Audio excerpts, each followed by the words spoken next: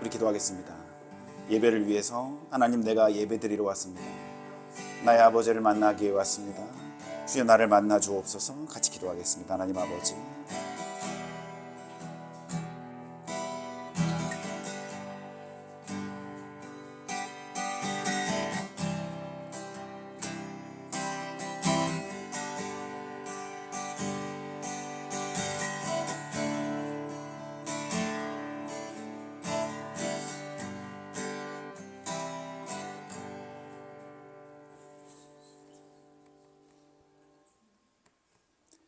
나는 예배자입니다. 같이 찬양하겠습니다.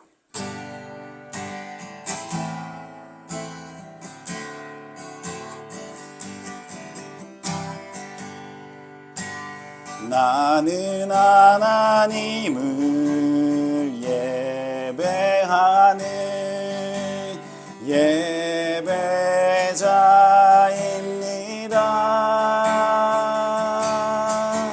예배자입니다. 내가 서 있는 곳 어디서나 하나님을 예배합니다. 내 영혼 거룩한 은혜를 향하여 내 마음 완전한 하나님 향하여 이곳에서 바로 이 시간 하나님을 예배합니다. 사도신경으로 신앙 고백하겠습니다. 나는 전능하신 아버지 하나님, 천지의 창조주를 믿습니다.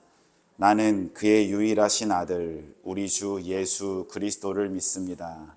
그는 성령으로 잉태되어 동정녀 마리아에게서 나시고 본디오 빌라도에게 고난을 받아 십자가에 못 박혀 죽으시고 장사된 지 사흘 만에 죽은 자 가운데서 다시 살아나셨으며 하늘에 오르시어 전능하신 아버지 하나님 우편에 앉아 계시다가 거기로부터 살아있는 자와 죽은 자를 심판하러 오십니다. 나는 성령을 믿으며 거룩한 공교회와 성도의 교제와 죄를 용서받는 것과 몸의 부활과 영생을 믿습니다. 아멘. 교동문 1번 시편 1편 말씀입니다.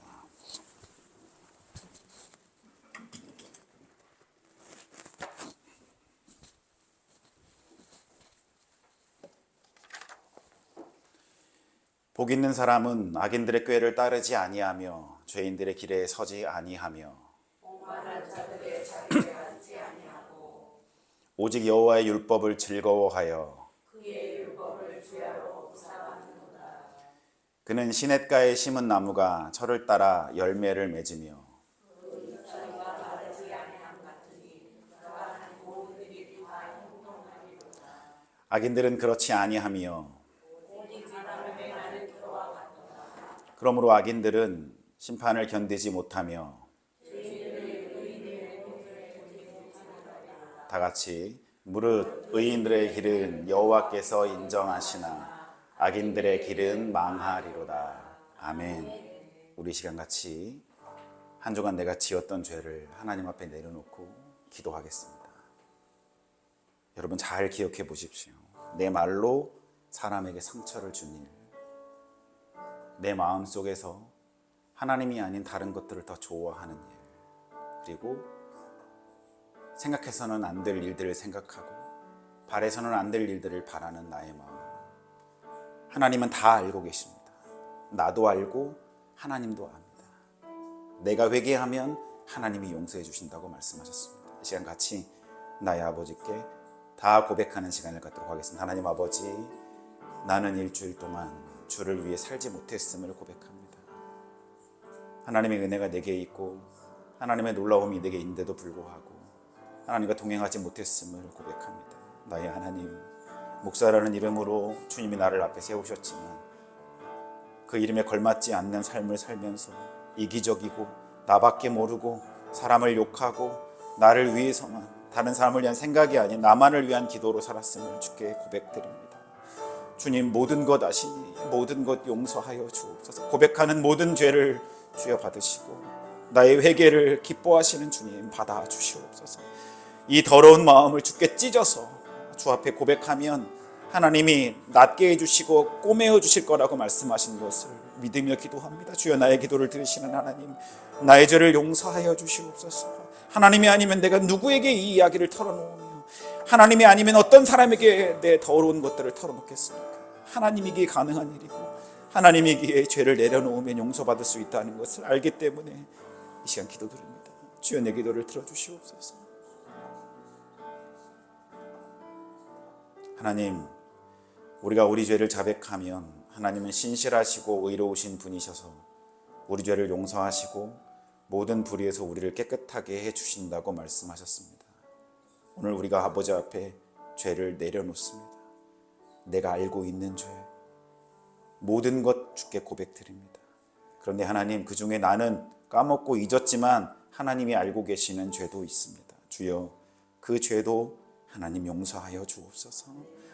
생각나게 하셔 주시옵소서. 잘못한 사람이 있거든 가서 잘못했다고 용서를 빌게 해 주옵소서. 우리에게는 죄를 회개하는 용기가 필요합니다. 그 용기를 주시는 하나님, 나를 깨끗하게 해주시고 다시금 새 힘을 얻어 세상에 나아가 하나님의 자녀로 살 수 있도록 은혜 내려 주옵소서. 예수 그리스도의 이름으로 기도합니다. 아멘. 찬송가 우리 304장 같이 찬양하도록 하겠습니다.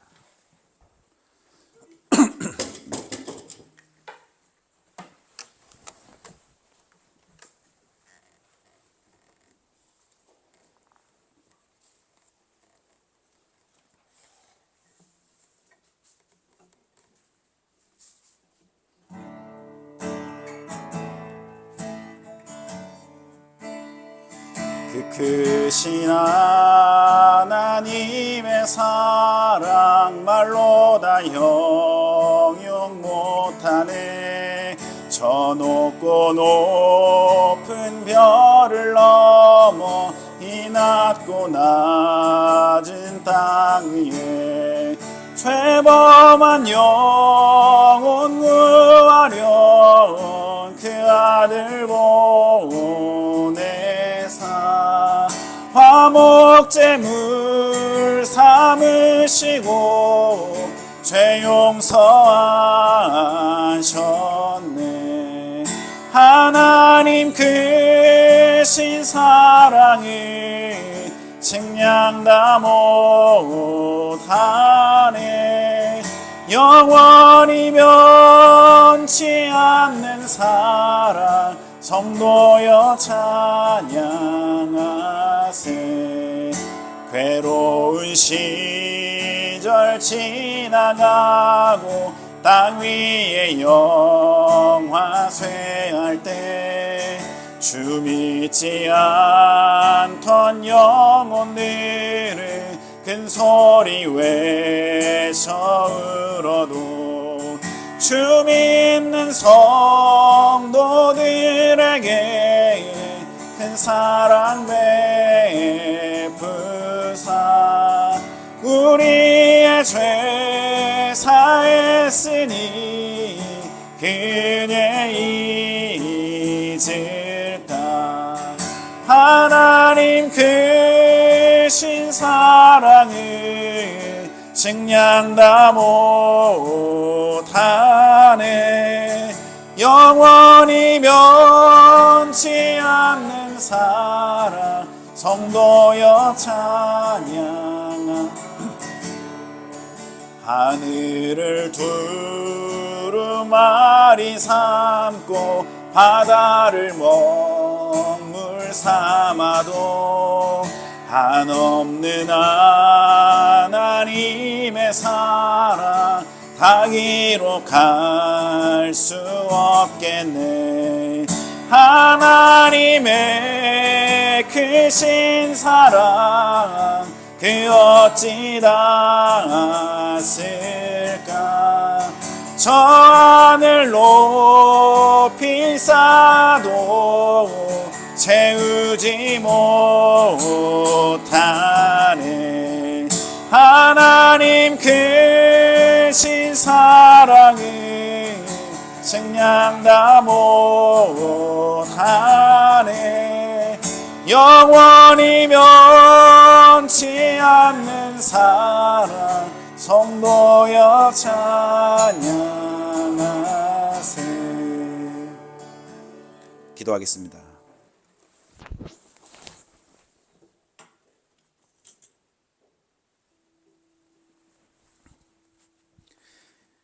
우리를 죄에서 살려주신 하나님 아버지, 오늘 우리가 하나님 앞에 예배드리기 위해 왔습니다. 주님, 그 기쁨을 하나님께 드리려고 세상에서 가장 귀하게 생각하는 돈을 하나님 앞에 헌금으로 드립니다. 아버지, 돈만 드리는 것은 아닙니다. 하나님, 나는 이 세상에서 이 돈보다 하나님이 더 내게 소중합니다라는 고백과 결심도 담아 드립니다. 주여 받아 주시옵소서. 성도들이 하나님 앞에 드릴 때 그 마음을 담아 주께 드립니다. 하나님, 기쁜 일이 있고 감사한 일이 있는 성도는 그 제목을 담아 드렸습니다. 주님, 그에게 더 기쁘고 더 감사한 일이 많이 생겨서 하나님이 나와 함께 하신다는 확신이 일어날 수 있는 은혜를 내려 주옵소서. 넘어지고 쓰러지고 병들어 지쳐있는 성도들이 그 기도의 제목을 담아 드립니다. 내 힘으로는 넘어갈 수 없기 때문에, 내 힘으로는 나을 수 없기 때문에, 내 힘으로는 일어설 수 없기 때문에 하나님 나를 도와주시옵소서. 제목을 담아 기도를 드리고 헌금을 드립니다. 주님, 그 기도에 응답하여 주시옵소서. 각자 가지고 있는 문제가 너무나 다른데 하나님 개인 찾아가셔서 어루만져 주시고 하나하나 고쳐주시고 손잡아 일으켜 주시고 슬퍼하며 울고 있는 자녀를 품에 안아 주시옵소서. 하나님의 은혜가 너무나도 필요합니다. 주여, 우리의 기도를 들으시고 응답하여 주시옵소서. 우리는 믿음이 적어서 하나님이 응답해 주셔야만 하나님이 있다는 사실을 깨닫곤 합니다. 주님, 지금 주께 응답을 받으려고 헌금하고 기도하고 있습니다. 응답하시는 주를 만나는 시간 되게 하시고 모든 문제와 고통과 고난과 아픔이 사라지는 주의 자녀가 되게 해 주옵소서. 예수 그리스도의 이름으로 기도합니다. 아멘. 교회 소식을 전해드리겠습니다. 오늘 오후 4시에는 저희 교회에 설립 예배가 있습니다. 저희 교회는 이미 설립됐고요. 3월 5일부터 예배는 시작됐지만 지방회와 총회에서 이제 딱 인준하는 예배가 오늘 예배입니다. 그러니까 여기 보면 뭐 많이 왔잖아요. 저희 아들이 들어오더니 야, 숲속 같다, 정글 같다 그러는데 맨 앞에 보면 저희 교단 총회장님도 보내주셨어요. 와, 근데 알고 보니까 다 보내는 거라고 하더라고요. 그러니까 오늘 그 예배를 4시에 드리니까 저희 성도들은 예배 끝나고 집에 돌아가셔도 되는데 3시까지는 오셔서 같이 준비해 주시면 감사하겠습니다. 5월부터 성경 공부를 시작합니다. 준비를 하고 있으니까요. 여러분 기대 많이 하시고 기도도 많이 해주시기를 바라겠습니다. 오늘 하나님의 말씀 같이 읽겠습니다. 출애굽기 13장입니다. 출애굽기 13장 17절부터 22절까지의 말씀입니다. 구약 성경 102페이지에 있습니다. 앞에를 보고 읽으셔도 됩니다. 큰 TV가 있기 때문에 보고 읽으셔도 됩니다. 출애굽기 14장 17절부터 22절까지. 웬만하면 저는 같이 읽는 걸로 하겠습니다. 왜냐하면 우리가 성경을 그렇게 읽을 기회가 많지 않기 때문에 주일에도 좀 많이 읽어라 하는 마음으로. 자, 같이 7절부터 읽겠습니다. 시작.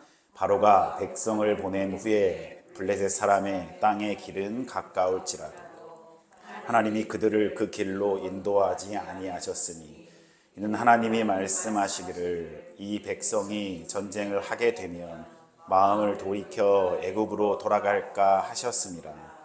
그러므로 하나님이 홍해의 광야길로 돌려 백성을 인도하심에 이스라엘 자손이 애굽 땅에서 대열을 지어 나올 때 모세가 요셉의 유고를 가졌으니 이는 요셉이 이스라엘 자손으로 단단히 맹세하게 하여 이르기를 하나님이 반드시 너희를 찾아오시리니 너희는 내 유고를 여기서 가지고 나가라 하였음이더라.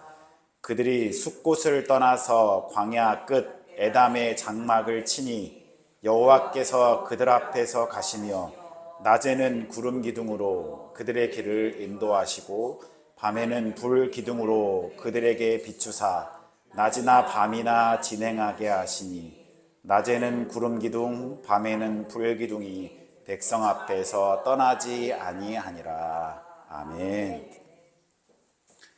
하나님의 명령을 받은 모세는 이집트, 애굽이죠. 애굽으로 이스라엘 백성을 구하러 갑니다. 근데 모세의 마음에는 갈등이 있었을 거예요. 가라고 해서 가기는 하는데 과연 파라오죠. 파라오가 이스라엘 백성을 풀어줄까? 또 하나의 걱정은 왜 모세가 애굽에서 나왔죠? 살인을 저질렀기 때문에. 40년이 지났지만 혹시 내 얼굴을 알아보는 사람은 없을까? 이런 고민이 있었을 겁니다. 하나님의 말씀대로 갔는데 역시 모세는 파라오의 반대에 부딪히게 됩니다. 세상에 자기가 부리던 공짜인 노예 200만 명을 놓아줄 왕이 어디 있습니까? 그 인원이면 그 당시 피라미드고 뭐고 다 지을 수 있어요. 돈 한 푼 없이. 그러니까 허락할 리가 없습니다. 근데 마지막까지 파라오는 반대하다가 하나님이 내리신 10가지 재앙을 겪은 후에야 마지못해 히브리인들을 내보내게 됩니다. 그들은 천신만고 끝에 이집트를 탈출합니다. 하지만 그들을 기다리고 있는 건 파라다이스가 아닙니다. 광야입니다. 광야. 버려진 땅, 광야. 왜 거기에 사람이 없는가? 못 사니까 없는 거예요. 살 수 없기 때문에 없는 겁니다. 막막했을 거예요. 하지만 광야가 끝없이 넓게 펼쳐져 있다고 해도 언젠간 끝이 있게 마련입니다. 근데 여기서 하나님이 좀 이해할 수 없는 명령을 내리시죠. 지도를 보시면 여러분도 쉽게 아시겠지만 직선으로 가는 길이 있는데 하나님은 삥 돌아가게 만드십니다. 근데 그 이유가 성경에 써 있는데 무슨 이유냐면 직선으로 가면 블레셋이라는 나라를 지나가야 되는데 이 블레셋 민족은 전쟁을 좋아하는 민족이기 때문에 그들과 전쟁을 내리면 이집트에서 노예로만 살았던 싸움할 줄 모르는 이스라엘 백성이 다 도망갈까 봐 그들을 피해서 밑으로 내려가겠다라고 얘기를 하시고 먼 길로 돌아가게 만듭니다. 그래서 만나는 바다가 홍해 바다죠. 원래 홍해 없이 갈 수 있었어요. 하지만 여러분 돌아가 봐야 얼마나 걸리겠습니까? 이집트와 가나안 최단거리를 제가 구글 지도를 켜서 찍어봤어요. 고센 땅이라고 하는 곳과 가나안 초입까지 찍어봤더니 300km입니다. 300km면 서울에서 부산 거리도 안 돼요. 그렇잖아요. 400이 다 되니까. 별로 먼 길이 아닙니다. 어린아이의 걸음을 생각했을 때 어린아이가 한 하루에 20km 걷는다 생각하면 2달 정도 걸리는 거리입니다. 근데 직선으로 안 갔잖아요. 띵 돌아갔으니까 2배 걸린다. 그러면 몇 달? 4달 아니면 5달 정도면 가는 길인데 몇 년이 걸렸다고 성경에 나옵니까? 40년이 걸렸습니다. 막 찾아봤어요. 지구를 한 바퀴 걸어서 돌으려면 며칠이 걸리는가? 300일이면 충분하대요. 먹고 자고 300일 정도면 지구를 한 바퀴 돈다는 거예요. 1년이라고 생각하세요. 여유있게 65일 더 주고 1년이라고 생각하면 40년 동안 광야를 돌았다는 건 지구를 몇 바퀴 도는 거예요? 40바퀴 도는 시간을 보냈다는 거예요. 물론 그들이 날마다 걸은 건 아닙니다. 많이 머물러 있었거든요. 그런데 그 40년 동안 이집트에서 나올 때 20살 이상은 광야에서 2명 빼고 다 죽었습니다. 그 2명이 여호수아와 갈렙이죠. 하나님은 애굽에서 히브리인들을 불러냈을 때 계획이 있으셨어요. 어떤 계획이 있었냐면 여러분 잘 생각해 보십시오. 히브리인들은 애굽에서 어떻게 살았어요? 노예로 살았습니다. 이집트라는 나라는 피라미드처럼 되어 있는 신분제 사회거든요. 왕이 있고 왕이 파라오잖아요. 신의 아들, 태양신의 현신입니다. 그리고 제사장 뭐 어쩌고 저쩌고 쭉 내려가면 제일 밑에 누가 있겠어요? 노예가 있습니다. 가장 낮은 신분으로 살고 있던 자유가 없던 이스라엘 백성을 불러내서 하나님은 그들에게 대장을 세우고 부대장을 세우고 어쩌고 저쩌고 하지 않았어요. 그렇죠? 너희 모두는 다 평등하다. 억압 속에서 눌려 살았지? 힘들게 살았지? 하지만 이제는 너에게 자유가 있다. 나만 섬기면 되고 내 백성으로 너희는 평등하게 살아라 라고 새로운 공동체를 훈련시키셨습니다. 그게 이스라엘 백성에게 주신 하나님의 가장 큰 선물이거든요. 그걸 잘 보여주는 예가 바로 만나입니다. 먹을 것이 없다고 불평하는 이스라엘 백성에게 하나님은 만나를 내려주셨죠. 여러분 알고 계시지만 만나라는 히브리어는 우리말로 이야기하면 이게 뭐야? 라는 뜻입니다. 이게 뭐야? 그게 만나예요. 하늘에서 뭐가 내렸잖아요. What is this? 이게 만나라는 뜻이에요. 그러니까 만나 성경, 무슨 성경이냐 뭐 이런 뜻인데, 그러니까 하루 동안 만나를 보관할 수 있는 권한을 주셨죠. 남보다 부지런하게 줍는다고 해서 쌓아 놓을 수 없는 음식이었어요. 하루만 지나면 썩어서 냄새가 났습니다. 다만 안식일을 지켜야 되기 때문에 안식일 전날 내린 만나는 이틀 동안 보관할 수 있었습니다. 왜 하나님은 만나를 보관하지 못하게 하셨을까? 그렇잖아요, 여러분. 좀 많이 갖고 있으면 편안하고 좋지 않겠어요? 사람이 좀 광에서 인심난다고, 옛날에 저 어렸을 때는 쌀이 많이 있으면 좀 편안하고 그런 느낌이 있었잖아요. 저 더 옛날에는 보릿고개 뭐 이런 거 있을 때 쌀 뭐 잘 못 드시고 그런 분들도 계셨겠지만, 근데 여러분 잘 생각해 보면 사람이 자기 소유를 가지게 된다라는 것은 엄청난 마음의 변화를 가져오게 됩니다. 없던 사람이 가지게 되면요 달라집니다. 우리 이런 말 많이 하죠. 저거 돈 벌더니 달라졌어. 이런 말 많이 하지 않습니까? 저거 성공하더니 달라졌네. 자기 소유와 재물은 자기 마음을 변화시킵니다. 저는 그런 경험을 여러 번 했는데요. 2000년 초반에 제가 일본으로 단기 선교를 몇 번 갔습니다. 한 5번 간 것 같은데요. 정말 열심히 기도하고 선교하고 열매도 많이 맺고 집으로 돌아오는 길이었습니다. 집 앞 골목으로 들어오는데 하얀 종이가 하나 떨어져 있더라고요. 뭘까 하고 주워보니까 지금은 5만 원권 때문에 볼 수 없는 10만 원짜리 자기 압수표가 떨어져 있었습니다. 뭔지 아시죠? 예. 근데 이 자기 압수표는 뒤에 뭘 써야 되잖아요. 이서라고 하잖아요. 이서를 해야 되는데 이서도 안 되어 있는 깨끗한 자기 압수표. 현금과 같은 자기 압수표가 떨어져 있는 거예요. 원래 돈을 주우면 여러분 보통 사람은 어떻게 생각을 해야 하냐면 누가 잃어버렸지? 경찰서에 갖다 줄까? 그런 생각을 해야 되잖아요. 근데 그때 저는 어떤 생각을 했냐면 단기 선교를 잘하고 왔던 하나님의 선물인가? 여러분 저는 그때도 전도사였습니다. 제가 원래 이런 사람이에요. 여러분 돈이 이렇게 무섭습니다. 저는 원래 순수했는데 그 돈이 저를 유혹한 거죠. 하나님의 선물인가? 그래서 기분 좋게 주머니 넣고 집으로 돌아왔습니다. 다녀왔습니다 라고 인사를 하는데 일주일 넘게 외국에 나갔다 온 아들을 맞이하는 엄마 표정이 좋지 않았습니다. 그래. 그랬더니 조금 망설이던 어머니가 야, 나 돈 잃어버렸다. 뭐? 얼마나? 10만 원 잃어버렸어. 그래서 돈을 똑바로 왜 잃어버려? 막 뭐라고 했거든요. 근데 그때 생각이 났어요. 머리에서 누가 땅 때리는 것처럼 내가 주운 오른쪽 주머니에 있는 10만 원 수표가 생각났어요. 그래서 말하고 싶지 않았는데 말했어요. 수표야? 수표야.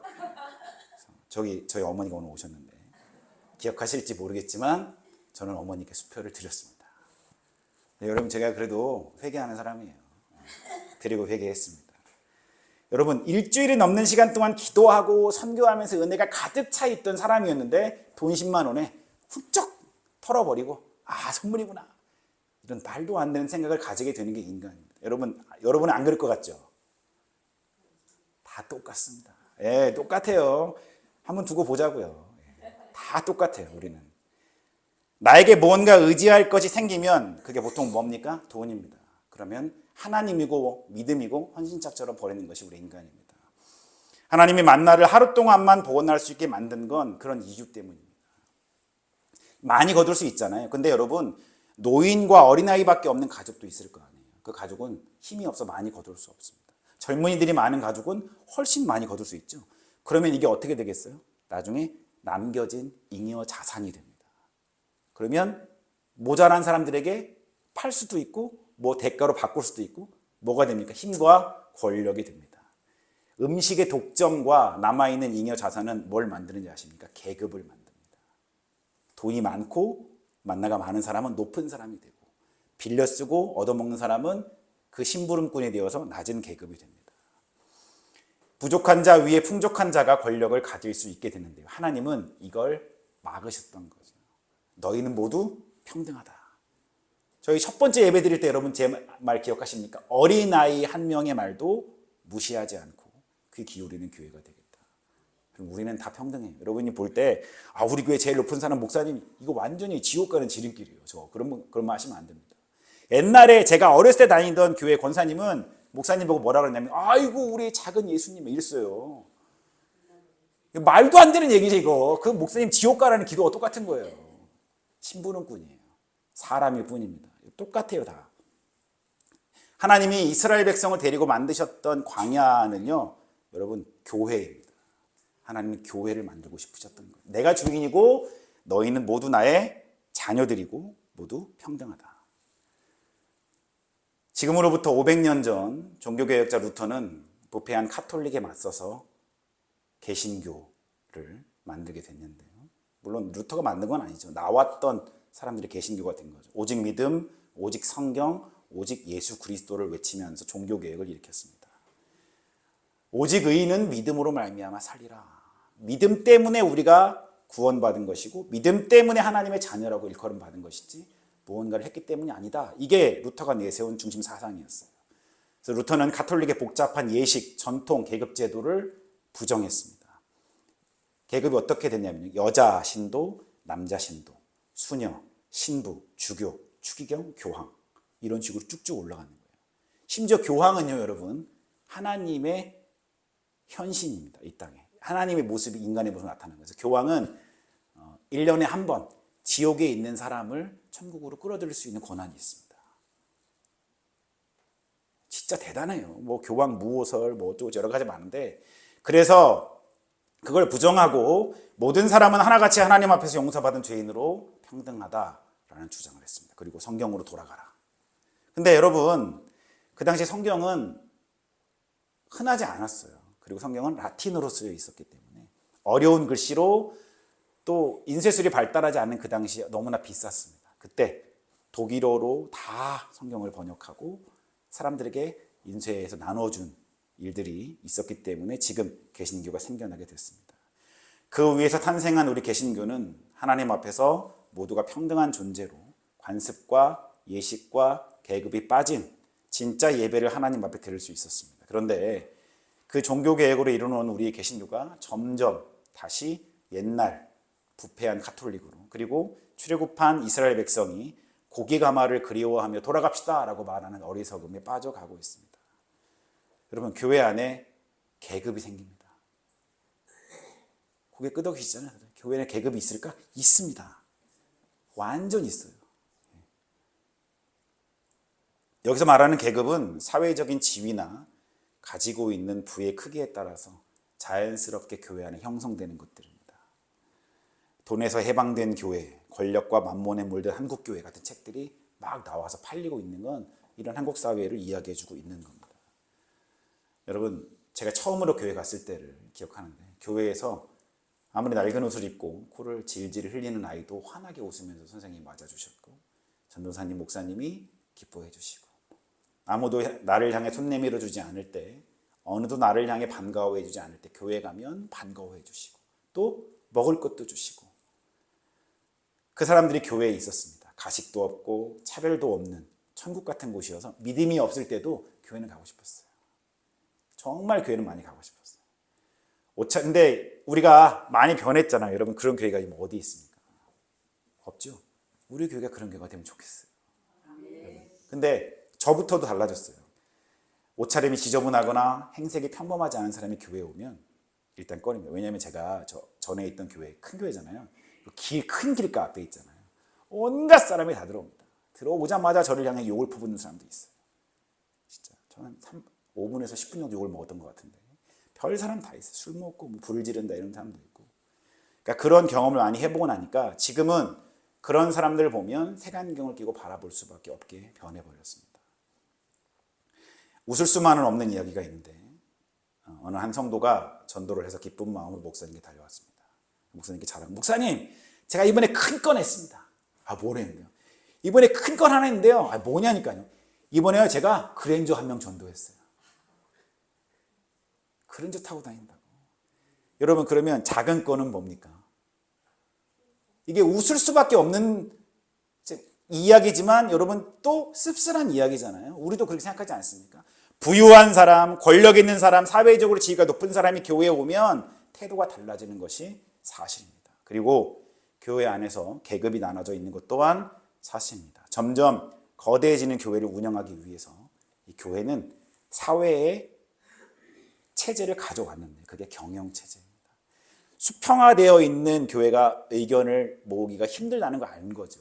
오래 걸린다는 걸 아는 거죠. 모두 취합하는 건 너무 힘들다는 걸 알기 때문에 수직으로 세워서 의견을 빨리 도출해서 일을 하기 위한 계급 사회를 만들었습니다.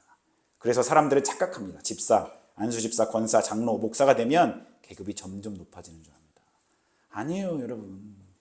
그 직분은 더 하나님께 기도하고 더 성도를 위로하고 새로 오신 분들을 더 기쁘게 맞이할 수 있는 믿음을 가진 사람들에게 하나님이 주신 기쁨입니다. 일하라고 섬기라는 명령이지 계급이 아닙니다. 예수 그리스도 앞에서 모두가 평등한 교회에 높은 사람, 낮은 사람이 생겨버렸습니다. 이런 일들은 돈에 타락하고 계급에 물들어 썩어가던 가톨릭의 반기를 들고 오직 믿음, 오직 성경, 오직 예수 그리스도를 외쳤던 종교개혁 이전으로 돌아가는 모습입니다. 고기가마를 찾아 애굽으로 돌아가자는 바보 같은 히브리인들을 따라하는 모습들입니다. 우리는 예수 그리스도 앞에서 모두 죄인이자 구원받은 성도들입니다. 그 이하도 그 이상도 아닙니다. 그것이 성경에서 말하는 우리들의 위치이고 그것이 성경에서 말하는 진짜 교회입니다. 마태복음 16장에 예수님이 베드로에게 너희는 나를 누구라 하느냐 물었을 때 베드로가 대답을 하죠. 주는 그리스도시요 살아계신 하나님의 아들이십니다. 얘기하잖아요. 그러니까 예수님이 너무나 반갑고 기뻐서 뭐라고 말씀하시냐면 바요나 시모나, 여기서 바라는 건 아들이란 뜻입니다. 바요나, 요나의 아들 시모나, 네가 복이 있다. 이 말을 너에게 알게 한 이는 혈육이 아니요 하늘에 계신 내 아버지시다. 또 내가 네게 이르노니 너는 베드로라. 내가 이 반석 위에 내 교회를 세우리니 음부의 권세가 이기지 못하리라 라고 얘기했습니다. 예수님 뭐라고 했다고요? 네 반석 위에 내 교회를 세우겠다고 했어요. 여러분 교회는 누구 거예요? 예수님 거예요. 교회는 예수님 겁니다. 내가 주인인 교회를 세우겠다. 예수 그리스도께서 주인인 교회, 어느 누구도 아닌 예수님이 세우시고 이끄시는 교회를 세우겠다라고 말씀하셨습니다. 그리고 내가 주인이기 때문에 어떤 악한 세력도 교회를 절대 틈탈 수 없다. 왜? 내가 있으니까. 여러분 그래서 우리 교회 이름이 예영교회입니다. 왜 예영교회인지 모르셨죠? 예수님이 운영하시는 교회, 예수님이 경영하시는 교회. 그래서 예영교회입니다. 뭐 이걸 아멘까지는 감사합니다. 예. 감사합니다. 교회는 예수님의 것입니다. 이건 진짜 여러분 꼭 기억하셔야 돼요. 교회는 내 거가 아니에요. 제가 담임 목사잖아요. 제 거 아니에요. 교회는 누구 거라고요? 예수님 겁니다. 교회는 이렇게 예수 그리스도에 대한 믿음의 신앙 고백을 가진 사람들이 모인 곳입니다. 그래서 교회에서 이야기되는 모든 이야기, 행해지는 모든 행사, 모든 일들은 예수님이 좋아하실까를 생각해야 합니다. 그리고 이게 예수님의 뜻에 맞을까를 생각하고 결정해야 하고 마지막에 과연 예수님이라면 어떻게 하셨을까를 날마다 생각해야만 합니다. 그러게 거기에 더 중요한 사실을 하나 더 말씀드리면 우리는 그 예수님의 교회에 사는 사람으로 하나님이 주신 말씀대로 살아야 한다는 사실을 알려드리고 싶습니다. 사무엘상에 보면 다윗은 하나님의 법궤를 가져오기 위해서 3만 명의 사람을 데리고 아미나답의 집으로 가게 됩니다. 그리고 소들이 이끄는 새 수레 얼마나 좀 번쩍번쩍하게 만들었겠어요. 그렇잖아요. 삐까번쩍이라고 하는데 삐까라는 말은 일본말로 번쩍이라는 뜻입니다. 그러니까 번쩍번쩍하게 만들었겠어요. 그래서 그 번쩍번쩍한 수레에 하나님의 법궤를 싣고 예루살렘으로 갑니다. 진짜 다윗의 평생 소원이었거든요. 하나님의 성전에 하나님의 법궤가 놓이는 것. 너무나 큰 자기의 소원인데 기뻐서 춤을 추며 가는데 법궤가 떨어지려고 하자 옆에 있던 우사라는 제사장이 손으로 만집니다. 그리고 그 자리에 죽어버려요. 그리고 사람이 죽었어요. 군대에서도 훈련하다가 사람 죽잖아요. 그러면 쉽니다. 다 멈춰요. 올스톱. 마찬가지예요. 모든 일이 끝나버린 거죠. 다윗이 준비한 이 일은 사람 한 명 희생하고 전혀 아무것도 아닌 일이 되어버렸습니다. 왜 이런 일이 벌어졌을까? 민수기에 보면 하나님의 법궤는 고핫 자손만 어깨에 맬 수 있습니다. 어느 누구도 손을 대서는 안 됩니다. 그래서 신학자들이 많이 이야기하죠. 고핫 자손의 남자들만 어깨에 매기 때문에 고핫 자손의 남자는 절대로 끊어지지 않는다. 대가 연결될 것이다. 왜? 법궤로 옮겨야 하니까. 그럼 농담도 많이 하거든요. 다른 어떤 사람들은 손대서는 안 되는데 다윗은 그걸 까먹고 번쩍번쩍한 수레를 만들어 거기에 하나님의 법궤를 옮기려고 했으니 사람이 죽게 되는 거예요. 나중에 어떻게 됩니까? 다시 돌아와 법궤를 메고 가서 예루살렘으로 성공합니다. 그러니까 우리는요, 여러분, 하나님의 뜻을 알아야 하는데 그 뜻은 어디에 적혀 있습니까? 말씀에 적혀 있습니다. 하나님은 우리에게 뭐만 남겨주셨어요? 성경 한 권 남겨주셨어요. 교회의 주인이 예수 그리스도시고 예수님의 말씀에 따라 살아가기 위해서는 하나님의 성경을 반드시 읽어야만 합니다. 그리고 이 성경을 읽을 때 잘 모르겠잖아요. 모르잖아요, 여러분. 그때는 체계적으로 말씀을 배우고 연구한 사람에게 배워야 합니다. 그러니까 여러분 꼭 기도하실 때 어떤 기도를 하시냐면 말씀을 잘 가르쳐 주시는 그런 선생님을 만나게 해주세요. 그리고 여러분은 어쩔 수 없이 이제 저희 교회 교인이 됐잖아요. 저를 위해서 이현구 목사가 말씀을 잘 가르치고 어긋나지 않게. 갑자기 어느 날 제가 내가 예수님이요 이렇게 하면 안 되잖아요. 이거는 영상에서 빼주세요, 이런 거. 그러면 안 되니까 여러분이 잘 알아야 하는데, 만약에 그게 안 되면 주석이라는 책이 있습니다. 어려운 걸 풀어놓은 책이에요. 성경책이 요만하면 주석은 이만합니다. 훨씬 두껍죠. 설명서니까.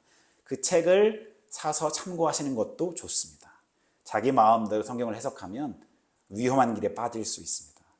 근데 여러분, 제가 정말 여러분에게 하고 싶은 말은 요즘 교회는요, 성경을 안 읽습니다.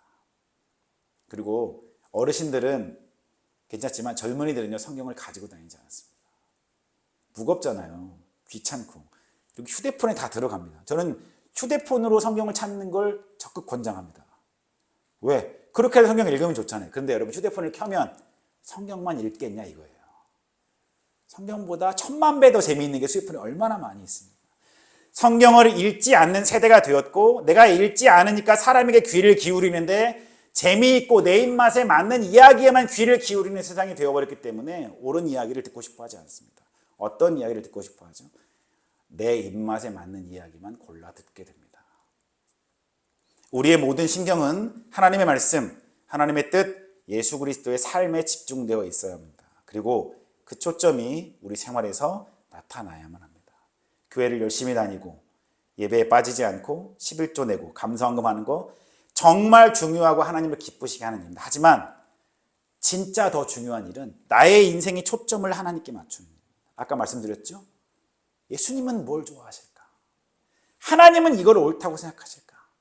그걸 날마다 기억하고 그걸 날마다 고민하는 것이 우리의 삶이 되어야만 합니다. 나보다 약한 사람의 문제를 보고 같이 위로하고 우는 것이 우리의 삶이 되어야 합니다. 어떤 복을 받을까? 눈에 불을 켜고 찾아다니는 시간보다 가난하고 기회도 얻지 못한 사회에서 도태되는 약자들을 찾아다니며 내게 있는 것을 나누어주는 삶이 되어야만 합니다. 내 입에서 나오는 말 한마디, 내 손짓 하나, 내 눈짓과 웃음에도 그리스도의 사랑이 담겨있는 삶을 사는 것이 우리가 살아야 하는 삶입니다.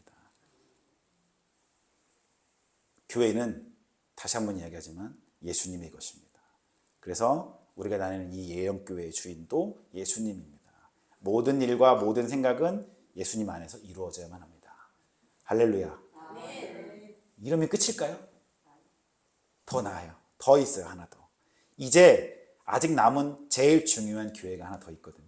처음에는 하나님이 말씀하신 이스라엘 공동체의 교회 이야기를 했고, 두 번째는 우리 교회 이야기를 했습니다. 마지막 남은 교회, 고린도전서 3장 16절에 이렇게 나옵니다. 너희는 너희가 하나님의 성전인 것과 하나님의 성령이 너희 안에 계신 것을 알지 못하느냐.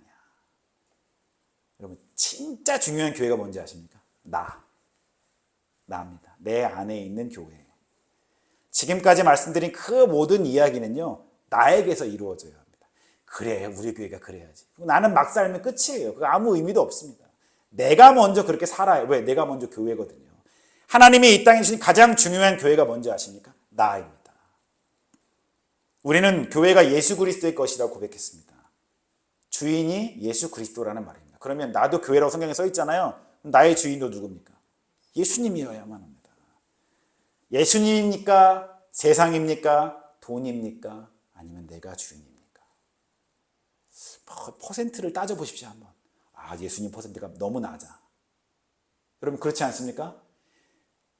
돈이 한 50은 되는 것 같고 내가 한 30은 되는 것 같고 이렇게 나누다 보면 예수님이 한 자리 두 자리 되는 느낌의 삶을 살 때가 우리에겐 많이 있습니다. 그런데 아까 아멘 많이 했는데 나 이야기를 들으니까 아멘이 안 나오잖아요. 잘 그렇잖아요. 왜냐하면 이게 어려운 일이거든요. 쉬운 일이 아닙니다.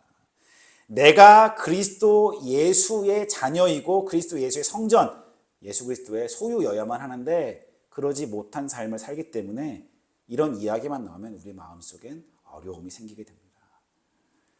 예수님을 마음의 성전의 주인으로 모신 사람은요, 여러분 어떤 뭐가 나타나냐면 은사라는 것이 나타나게 됩니다. 그래서 우리가 성령이 주신 증거를 은사라고 하잖아요. 그런데 이 은사는 눈에 보이는 것도 있지만 눈에 보이지 않는 것도 있습니다. 예전에 제가 어렸을 때 순복음교회 다닐 때 저는 어떻게 배웠냐면 순복음교회 그 교단은 어떻게 가르치냐면 성령을 받은 증거는 방언이다. 방언을 못하면 성령을 받지 못했다. 아닙니다. 성경에 그렇게 써 있지 않아요. 방언은 성령이 주시는 하나의 은사일 뿐이에요. 방언을 받은 사람도 있고 다른 걸 받은 사람도 있고. 성경에 은사라고 쓰여 있는 걸 쫙 나열해보면 30개가 넘어요. 사랑의 은사, 뭐의 은사, 하나님 말씀을 듣는 은사, 가르치는 은사, 온갖 은사들이 많이 있습니다. 그런데 은사가 겉으로 드러나지 않는 은사를 받았을 때는 하나님의 성령이 들어간지 안 들어간지 모르잖아요. 근데 더 확실하게 하는 방법이 있습니다. 뭔지 아세요? 은사는 안 받은 사람도 있지만 이건 안 받은 사람이 없습니다. 그게 뭘까요? 열매입니다. 우리는 하나님이 예수님이 그랬죠. 나는 포도나무, 너희는 가지다 그랬어요. 그러니까 너희가 내 안에 붙어있기만 하면 너희는 반드시 뭘 맺는다? 열매를 맺는다. 그러니까 이 열매는 숨길 수가 없어요. 근데 그 열매가 성경에 써있죠. 9가지 열매죠. 사랑, 희락, 화평, 오래 참음, 자비, 양선, 충성, 온유, 절제. 뭐에 관한 열매입니까? 인격에 관한 열매입니다. 내 인격. 성령을 받은 사람은 반드시 그 인격이 변하게 되어 있고 예수님의 모습을 닮아가게 되어 있습니다. 여러분 우리 주위를 한번 돌아보십시오. 다른 사람의 아픔을 보고도 내 아픔이 아니라서 공감하지 못하거나 때로는 힘들어 쓰러진 사람의 모습을 보고 고소해야 한다거나 내 입에서 나가는 말이 고운 말이 아니라 누군가를 핥히고 상처 주는 말이거나 나밖에 몰라서 아무도 내 주위에 오지 않으려고 한다거나 그렇다면 한번 생각해 볼 필요가 있어요. 내게 믿음이 있는가? 아직 변화되지 않은 거예요. 저는 확신합니다. 누군가 사고를 당해 가족을 잃거나 난처한 일에 빠지게 되면 내 가족이 그 일을 당한 것처럼 그 난처한 일이 생긴 것처럼 여기고 울며 그 앞에 나아가 기도로 그를 위로하고 돕는 것. 이것이 예수 그리스도를 닮아가는 인격을 가진 사람입니다. 근데 그런 게 없다면 과연 나는 성령의 열매를 맺었는가를 의심해 볼 필요가 있습니다. 제가 제일 싫어하는 게 있는데요. 뭔지 아세요, 여러분? 성격이 안 좋고 함부로 말하는 교회 다니는 분들이 계십니다. 그런 사람을 막 뭐라고 하는데 옆에서 그래도 저 사람이 믿음은 좋아. 뻥입니다. 완전 거짓말이에요. 믿음이 없는 거예요, 여러분. 그건 교회를 그냥 오래 다닐 뿐이지 믿음은 없는 거예요. 믿음이 좋은 사람은 절대 그럴 수 없습니다. 우리의 믿음은 우리의 인격이라는 필터를 통해서 나오게 됩니다. 그러니까 인격이라는 필터를 통해서 나오는 것들이 하나님과 닮지 않았다면 그 사람은 믿음이 없는 거예요. 이건 확신할 수 있습니다. 하나님은 먼저 우리의 인격을 만져주시고 성령님은 오셔서 우리의 인격을 먼저 변화시켜 주십니다. 이렇게 우리에게 최후로 남아있는 교회, 우리가 꼭 마지막으로 지켜야 할 교회는 바로 나 자신입니다. 교회의 주인이 예수님이라고 말씀드릴 때 모두 공감하면서 아멘 했습니다. 그렇다면 나의 주인은 누구인가? 라고 할 때 우리는 확실하게 대답해야만 합니다. 다 같이 해볼까요? 예수님입니다.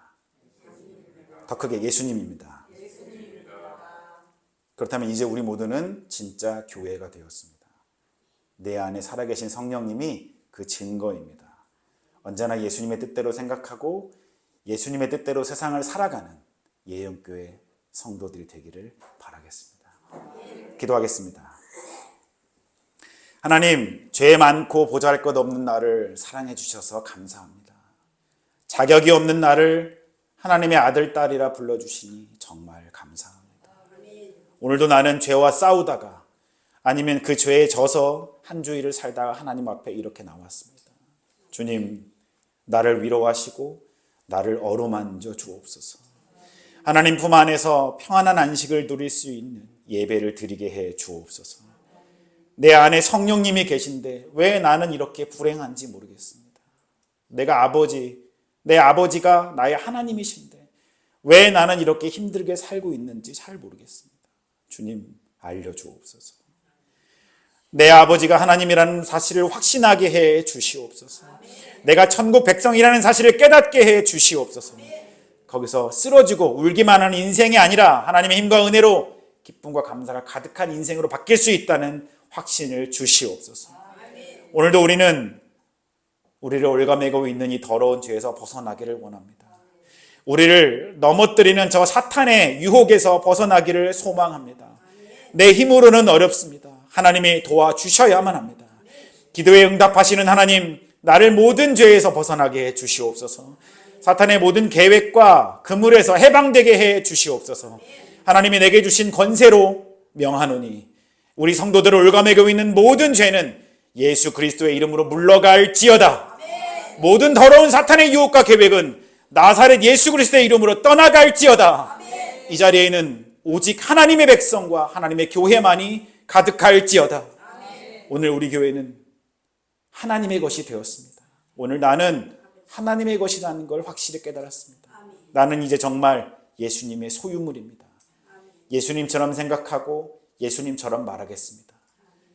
가능할지는 잘 모르겠습니다. 하지만 하나님이 성경에 가능하다고 써놓으셨고 도와주신다고 말씀하셨으니 그 말씀을 믿고 그렇게 살기 위해 노력하겠습니다. 예수님, 오늘도 그런 나와 함께해 주옵소서. 나를 생명보다 사랑하셔서 기꺼이 나를 위해 죽으신 예수 그리스도의 사랑으로 언제나 승리하는 내가 되게 해 주옵소서. 주 예수 그리스도의 은혜와 하나님의 사랑과 성령의 교통하심이 이 자리에 있는 우리 모든 성도들에게 함께하기를 간절히 축복합니다. 아멘.